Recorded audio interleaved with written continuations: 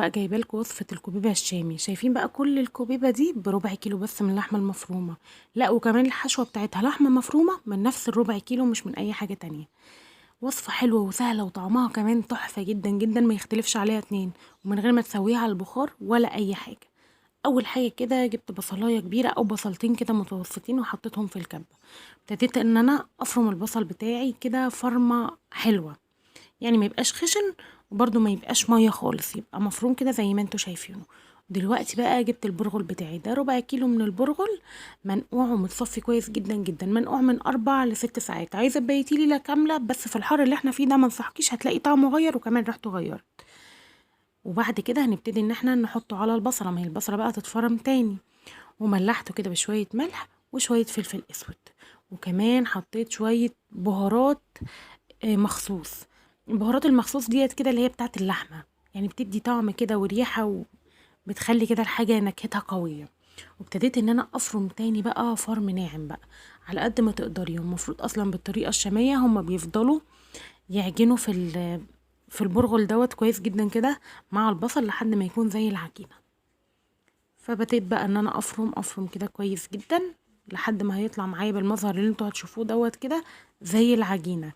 وحاولي ان انت بقى في المراحل ديت كده تريحي كبتك من حين للتاني علشان خاطر ما تسخنش منك جامد، لان برضو البرغل مع البصل بيكون تقيل شويه على الكبه. ابتديت بقى ان انا انزل الحواف كده عشان هلاقي برضو حتت في البصل، مع ان انا فرماه قبل كده.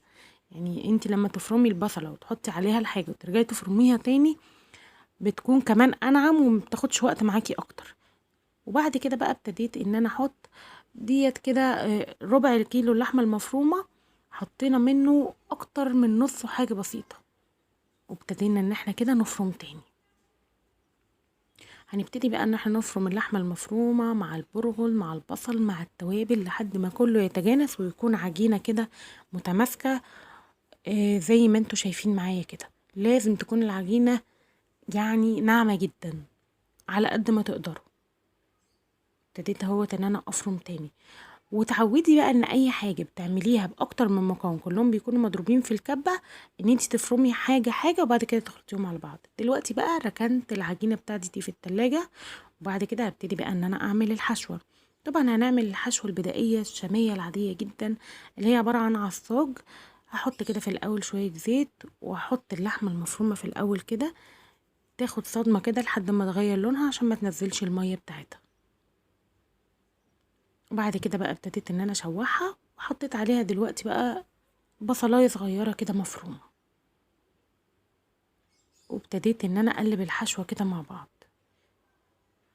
ودلوقتي حطيت شويه بهارات مخصوص او شويه قرفه وشويه ملح وشويه فلفل اسود وشويه جنزبيل وشويه بابريكا، التوابل اللي انت بتحبيها وبتحبي طعمها ونكهتها في اللحمه. بس كل الصراحه ما قلت التوابل مع اللحمه كل ما بقت اللحمه طعمها اوضح واحلى.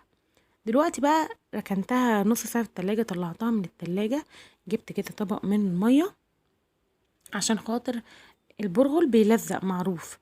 وبعد كده انا ابتديت ان انا اقطع منها كده قطع، ده بقى الحجم على حسب ما انتي بتحبي وكمان التشكيل، بس انا اخترت ابسط طريقة تشكيل.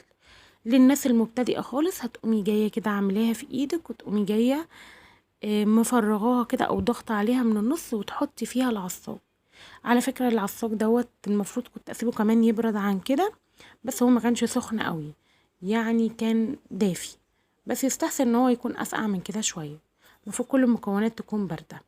دلوقتي بقى ابتديت اشكلها كده بالشكل اللي انتوا شايفينه دوت. المهم ان انتي تقفلي على اللحمة المفرومة اللي جوه كويس علشان خاطر ما تفكش منك في الزيت.